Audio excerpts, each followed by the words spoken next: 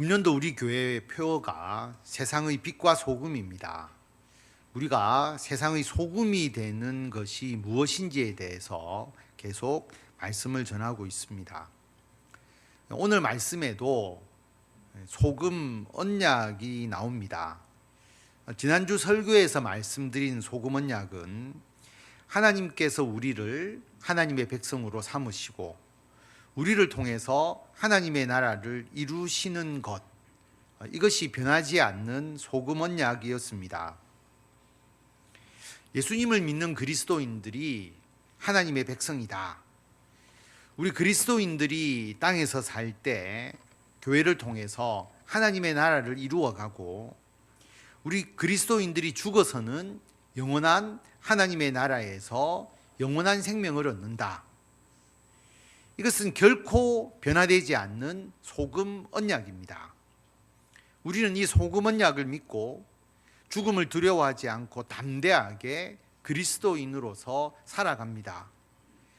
그래서 우리는 죽음을 두려워하지 않고 어떤 핍박과 환난과 어려움이 있다 할지라도 예수님을 믿는 믿음을 지킵니다. 뿐만 아니라 오늘 말씀드리는 또 하나의 소금 언약이 있습니다. 오늘은 이 두 번째 소금 언약에 대해서 말씀을 나누고자 합니다. 오늘 성경 본문은 이스라엘 백성들이 하나님께 드리는 예물 중에서 제사장의 몫에 대한 말씀입니다. 민수기 18장 19절 말씀, 오늘 본문 말씀을 보면 이스라엘 자손이 여호와께 거제로 드리는 모든 성물은 내가 영구한 몫의 음식으로 너와 제사장과 제사장의 자녀들에게 주노니 이는 여호와 앞에 제사장과 제사장의 후손들에게 영원한 소금 언약이다. 이스라엘 자손이 하나님께 드리는 성물, 특별히 거제로 드리는, 거제라고 하는 것은 들어 올린다라고 하는 것이거든요. 들어 올렸다 내렸다 이렇게 들어 올려서 드리는 성물입니다. 제물을 태우지 않습니다. 그래서 그 성물을 먹을 수 있는데 거제로 드리는 성물은 제사장의 몫이다라고 말씀을 합니다. 그럼 거제로 드리는 제물이 어떤 게 있는가? 레위기 7장 32절에 보면 화목제물로 소와 염소와 양을 드릴 수가 있습니다. 그런데 화목제의 소와 염소와 양을 모두 거제로 드리는 것이 아니고요. 거제로 드리는 제물은 오른쪽 뒷다리입니다. 화목제물을 소와 염소와 양으로 드릴 때 그 화목제물의 오른쪽 뒷다리를 거제로 드리고 그 거제물이 제사장의 몫이 되는 겁니다. 특별히 33절에 보면 아론 자손 중에서 화목제물에 피와 기름을 드리는 자, 제사장이 그 제사를 집례하잖아요. 그러면 그 제사를 집례하는 제사장이 오른쪽 뒷다리를 자기 소득으로 삼게 된다라고 하는 겁니다. 여러분, 뒷다리가 맛있을까요? 앞다리가 맛있을까요? 양과 염소와 소는 우리가 잘 모를 수 있지만 제일 잘 아는 것은 돼지고기, 족발. 족발 드실 때 앞다리 살이 비쌉니까? 뒷다리 살이 비쌉니까? 예. 왜 그러느냐고 보면 뒷다리는 근육량이 많기 때문에 지방이 적고 고기가 질긴 편이라고 합니다. 뒷다리보다는 앞다리가 맛있다는 거죠. 그래서 앞다리가 비싸다라고 합니다. 돼지뿐만 아니라 가축 대부분의 뒷다리가 더 근육질이기 때문에 앞다리를 맛있게 여기는 것이 더 많겠죠. 그런데 화목제로 드린 소와 염소와 양 중에서 제사장 몫으로 주신 것이 앞다리가 아니고 뒷다리, 그것도 오른쪽 뒷다리만 주셨습니다. 제사를 집례하는 제사장이 거제물 오른쪽 뒷다리를 자기 소득으로 삼는 거죠. 제사장이 봉사한 대가를 받는 것입니다. 34절에도 보면 내가 이스라엘 자손의 화목 제물 중에서 흔든 가슴과 든 뒷다리 들었다는 것은 거제로 드렸다는 것이죠. 제사장 아론과 그의 자손에게 주었다. 이는 영원한 제사장의 소득이다라고 말합니다. 여기 보면 흔든 가슴 부위도 태우지 않고 흔들었다는 것은 흔들어서 드리는 요제라고 이야기하는데요. 요제로 하나님께 드리는 것이죠. 이 가슴 부위는 모든 제사장이 나누어서 가져가는 몫이고요. 거제로 드린 오른쪽 뒷다리는 제사를 집례한 사람이 받아가는 그러한 제사장의 몫입니다. 또 성전에서 봉사하는 레위인들이 있잖아요. 이스라엘 백성들이 드린 11조는 레위인의 몫이라고 말씀을 합니다. 민수기 18장 24절에 보면 이스라엘 자손이 하나님께 거제로 드리는, 태우지 않고 거제로 드리는데 이 11조를 드릴 때에 이 11조는 레위인에게 기업으로 줍니다. 레위인은 이스라엘 중에 기업을 받지 않죠. 다시 말하면 이스라엘 백성들이 애굽의 노예에서 해방이 되고 가나안 땅을 차지하고 난 이후에 각 지파별로 땅을 분배를 합니다. 그런데 레위 지파는 땅을 분배받지 않았습니다. 왜냐하면 레위 지파는 하나님의 성막, 나중에는 성전이 되잖아요. 성전에서 봉사하는 사람이 레위 지파입니다. 그러므로 레위 지파는 땅을 분배받지 않았고 양을 치거나 농사를 짓는 일에 전념하지 않습니다. 따라서 레위 지파는 소득이 없는 것이죠. 그래서 이스라엘 백성들이 소득의 10분의 1을 하나님께 거제로 드리면 그것을 레위인이 가지게 됩니다. 그럼 여러분, 레위인은 11조를 드릴까요? 레위인도 자기가 받은 소득의 11조를 드립니다. 민수기 18장 26절 이어서 보면 너는 레위인에게 말하여 그에게 이르라. 모세에게 하나님이 말씀하시는 것이거든요. 내가 이스라엘 자손에게 받아, 하나님께서 받으시고, 그리고 너희에게 기업으로 준, 레위인에게 기업으로 준 11조를 너희가 그들에게서 받을 때에 그 11조의 11조를 거제로 하나님께 드리라. 이스라엘 백성의 11조를 레위인이 받고 레위인이 받은 11조를 제사장에게 드리도록 하고 있는 것이죠. 그래서 28절에 보면 너희는 이스라엘 자손에게서 받은 모든 것의 11조 중에서 여호와께 거제로 드리고 여호와께 드린 그 거제물은 제사장 아론에게 돌려라. 쉽게 말씀드리면 레위인이 11조를 드릴 때 거제로 드리는데 레위인의 11조는 아론의 후손 제사장의 소득이 된다라고 말씀을 하십니다. 근데 하나님께서 오늘 말씀은 이러한 거제가 제사장의 소득이 된다는 것을 소금 언약이라고 말씀을 하십니다. 오늘 아까 앞에서 읽었던 18장 19절 이스라엘 자손이 여호와께 거제로 드리는 모든 성물은 제사장과 제사장의 자녀들 영구한 몫의 음식으로 제사장과 제사장의 자녀에게 준다. 이것이 영원한 소금 언약이다라고 말씀을 합니다. 하나님께서 하나님께 바쳐진 거제물을 제사장에게 주어서 제사장의 생활을 보장해 주겠다라고 하는 하나님의 약속입니다. 하나님께서 왜 이런 약속을 하셨을까? 오늘 본문 말씀이 나온 배경을 우리가 알아야 합니다. 오늘 본문 말씀이 민수기 18장이잖아요. 근데 민수기 16장에서 어떤 사건이 있게 됩니다. 레위의 자손인 고라 그리고 르우벤 지파인 다단, 아비람, 온이 반역을 일으키는, 반역이라기 하면 좀 표현이 그렇지만 어쨌든 모세와 아론의 권위에 대항하는 사건을 일으키게 됩니다. 250명의 지휘관과 함께 모세와 아론에게 반기를 들게 되거든요. 여러분, 레위 지파는 무슨 일을 한다라고 아까 앞에서 말씀을 드렸냐면 하나님의 성막, 성전에서 봉사를 하는 지파입니다. 그런데 레위 지파 모두가 제사장이 아닙니다. 제사장은 레위 지파 중에서 아론, 모세의 형이죠.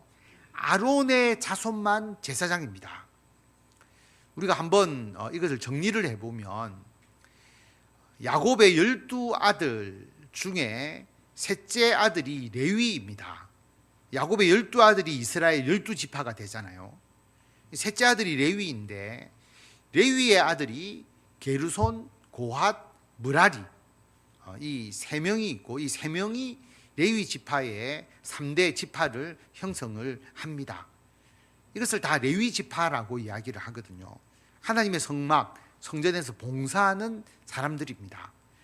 그런데 고핫의 아들이 아므람이고 아므람의 아내가 우리가 잘 아는 요게벳, 모세의 어머니죠. 모세의 아버지와 어머니가 아므람, 요게벳이고 그리고 아론과 모세가 이제 그 혈통을 이어가잖아요.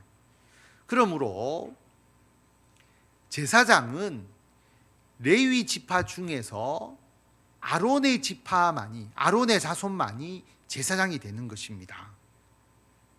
제사장은 제물을 바치고 제사를 집례하는 역할을 하고 레위 지파는 성막을 관리하고 성물을 관리하고 또 성막을 운반하고 어떻게 보면 좀 힘든 일을 하는 것이죠.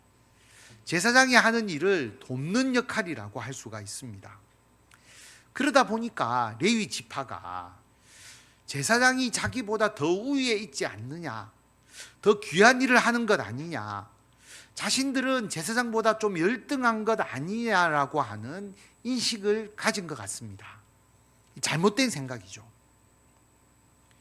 레위 지파인 고라의 무리들이 아론의 제사장직에 대해서 반기를 들었습니다. 왜 아론만 대제사장이냐? 아론의 자손만 왜 제사장이냐? 그런데 여러분, 아론을 대제사장 삼으시고 그의 아들을 제사장으로 삼으신 것은 하나님입니다. 고라 무리들이 하나님께서 정하신 질서에 반기를 든 것이죠. 그래서 이 문제를 하나님이 직접 판단을 하십니다. 하나님의 심판이 임하게 되죠. 하나님께서 고라의 반역의 무리들을 벌하십니다. 그냥 일반적으로 벌하면 하나님이 벌한 줄 모르니까 땅이 갈라져서 지진이 일어나고 땅이 갈라져서 그 고라의 무리를 삼켜버립니다. 그리고 불이 내려와서 250명의 반역의 무리를 불태워 버렸습니다. 여러분, 이런 사건을 보면 너무 심한 거 아닌가?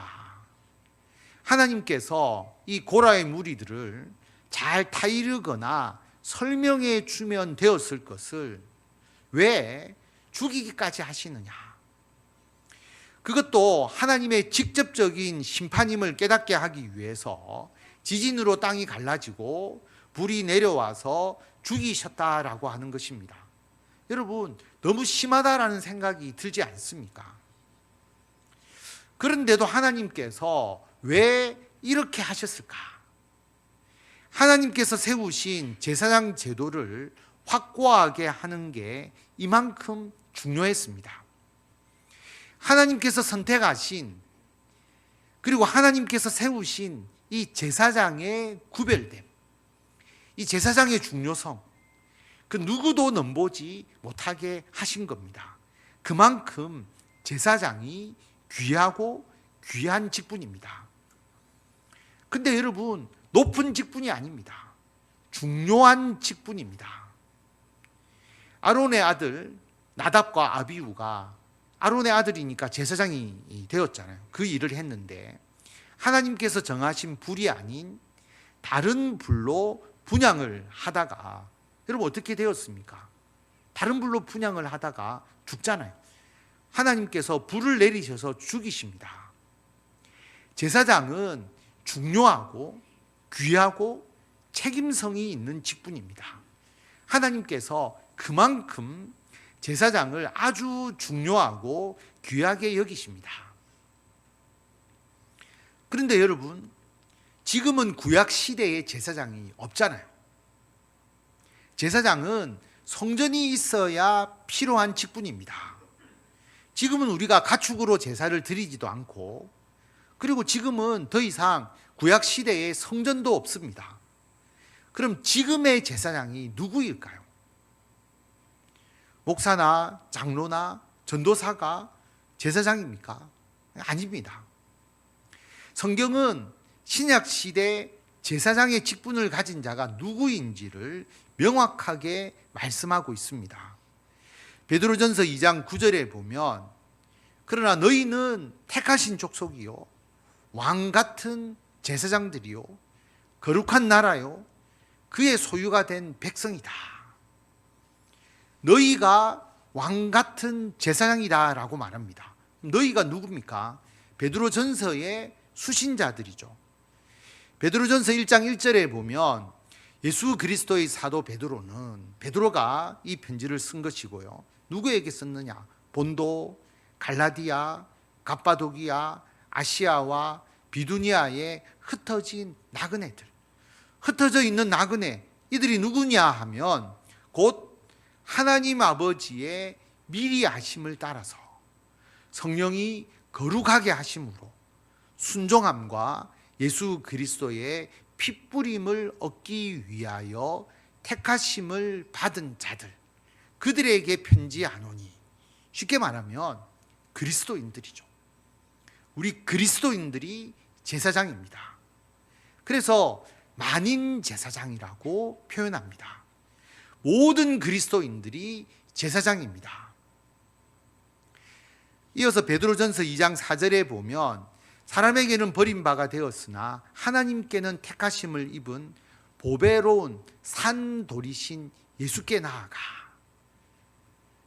너희도 산돌같이 예수님처럼 신령한 집으로 세워지고 예수 그리스도로 말미암아 하나님이 기쁘게 받으실 신령한 제사를 드릴 거룩한 제사장이 될지니라. 우리 그리스도인들이 예수님이 머리가 되신 교회의 지체가 됩니다. 우리 그리스도인들이 모여서 하나님의 나라를 이룹니다. 우리 그리스도인들이 거룩한 제사장이 되어서 하나님께서 받으시는, 기쁘게 받으시는 신령한 제사를 드립니다. 여러분, 신령한 제사가 무엇입니까? 예배이죠. 우리가 지금 드리는 이 예배가 신령한 제사입니다. 또 예배가 있습니다. 우리의 삶을 통해서 드리는 예배, 그것도 신령한 제사입니다. 로마서 12장 1절에 보면, 형제들아 내가 하나님의 모든 자비하심으로 너희를 권하노니 너희 몸을 하나님이 기뻐하시는 거룩한 산 제물로 드리라. 이는 너희가 드릴 영적 예배니라. 우리가 제사장이 되어서 우리를 산 제물로 하나님께 드리는 삶, 우리의 일상생활도 하나님께 드리는 예배라고 하는 것이죠. 대제사장은 예수님이시고 제사장은 우리들입니다. 하나님께서 이 제사장의 직분을 너무나 중요하고 귀하게 여기십니다. 뭘 하라고? 베드로전서 2장 9절 아까 읽었잖아요. 우리가 왕같은 제사장입니다. 하나님의 거룩한 나라입니다. 그의 소유가 된 백성입니다. 왜 이렇게 하셨느냐? 이는 너희를 어두운 데서 불러내어 제 가운데 있는 우리들을 불러내셔서 그의 기이한 빛에 들어가게 하시니 하나님의 아름다운 덕, 하나님께서 예수 그리스도를 통해서 우리에게 주신 구원, 예수님을 믿음으로 우리가 구원받게 하신 그 은혜, 그것을 선포하게 하기 위해서다라고 하는 것입니다. 예수님을 증거하도록 우리를 제사장으로 세우셨습니다. 하나님과 예수님의 아름다운 덕을 선포하는 역할을 감당합니다. 우리 그리스도인들이 이 일을 잘 감당할 수 있도록 우리에게 주시는 하나님의 소금 언약이 있습니다. 제사장에게 거제 예물을 영원한 소득으로 가지게 하신 것, 쉽게 말하면 하나님께서 제사장의 생계를 책임지시겠다고 하신 것처럼 지금 신약 시대의 제사장인 우리 그리스도인들의 생계를 하나님께서 책임져 주시겠다. 영원한 소금 언약입니다. 여러분, 왜 제사장이 먹을 것을 하나님께서 챙겨주시나요? 20절에 보면 여호와께서 또 아론에게 이르시되 너는 이스라엘 자손의 땅에 기업도 없겠고 제사장은 땅에 기업도 없고 12지파에게 준 그 땅에 분깃도 없고 하나님이 이스라엘 자손 중에 제사장의 분깃이고 하나님이 제사장의 기업이기 때문입니다. 땅을 받지 않고 자기 소득을 위해서 양도 키우지 않고 농사도 짓지 않고 오직 하나님의 성전에서 봉사하는 제사장이기 때문에 제사장은 하나님의 분깃이고 하나님의 기업입니다. 진짜 대제사장인 예수님을 믿는 우리 그리스도인들은 구약의 제사장보다 훨씬 더 중요하고 귀한 존재입니다. 구약의 제사장의 생계를 책임져 주시는 하나님께서 우리 그리스도인들을 그냥 놔두시겠습니까? 하나님께서 제사장의 생활을 영원히 돌보시겠다고 약속하신 소금 언약은 지금 그리스도인에게도 적용되는 변하지 않는 하나님의 언약입니다. 하나님은 우리가 먹고 사는 문제를 책임져 주십니다. 갈수록 먹고 사는 걱정이 많은 시대입니다. 평균 수명이 길어졌습니다. 은퇴 이후에 살아갈 기간이 길어집니다. 여러분, 직장에서 은퇴하고 30년 내지 40년을 더 살아야 합니다. 연세가 많으신 분들은 나이가 들면 내가 뭐 먹고 살지 걱정이 되시죠. 우리 젊은이들은 일할 곳, 특히 좋은 일자리가 점점 더 줄어듭니다. 그래서 젊은이들은 내가 안정적이고 풍요로운 삶을 살 수 있을지 걱정과 불안이 많아집니다. 그런데 여러분, 우리 그리스도인들은 세상 사람들과 똑같이 살지 않습니다. 세상 사람들은 돈 되는 일이면 뭐든지 한다. 돈의 움직임에 따라서 민감하게 움직입니다. 그래서 우리 속담에 개처럼 벌어서 정승처럼 쓴다. 그런 말이 있잖아요. 그러나 우리 그리스도인들은 어떻게 버는가 이것을 더 중요하게 여깁니다. 그러므로 그리스도인들은 세상 사람들에 비해서 돈 버는 감각이 떨어집니다. 돈 냄새를 맡고 늑대처럼 달려들어야 하는데 우리는 이것이 하나님께서 기뻐하시는 일인지 이것이 하나님의 뜻인지 그것을 먼저 생각하는 것이죠. 그러면 우리 그리스도인들이 과연 제대로 먹고 살 수 있을까 걱정하게 되는데 여러분, 걱정하지 마십시오. 마태복음 6장에 보면 예수님께서 이 말씀을 하십니다. 공중의 새를 보라. 심지도 않고 거두지도 않고 창고에 모아들이지도 않는데 너희 하늘 아버지께서 기르시지 않느냐? 너희들이 공중의 새보다 귀하지 않느냐? 당연히 우리는 제사장이고 우리는 너무나 하나님께서 귀하게 여기시는 존재입니다. 또 너희가 어찌 의복을 위하여 염려하느냐? 들의 백합화가 어떻게 자라는지 생각하여 봐라. 백합화 수고도 아니하고 길쌈도 하지 않지 않느냐? 오늘 있다가 내일 아궁이에 던져지는 들풀도 하나님이 이렇게 입히시거든 하물며 너희일까 보냐? 믿음이 작은 자들아. 예수님께서 너무나 확신하게 말씀하고 계시지 않습니까? 믿음이 작은 자들아. 들풀보다 우리가 훨씬 더 귀한데 들풀도 입히시는 하나님을 하나님께서 우리들을 입히지 않겠냐라고 말씀합니다.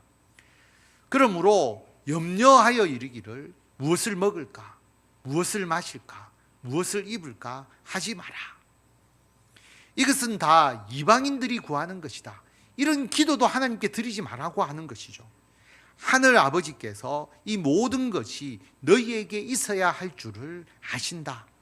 우리에게 의식주가 필요하다는 것 하나님께서 다 알고 계십니다. 그러므로 먹고 사는 문제 염려하지도 말고 먹고 사는 문제 때문에 하나님께 기도하지도 마라. 이렇게 말씀하니까 너무 좋다. 직장 그만두고 아무 일 안 하고 하나님께서 먹여주시기만을 기다려야지.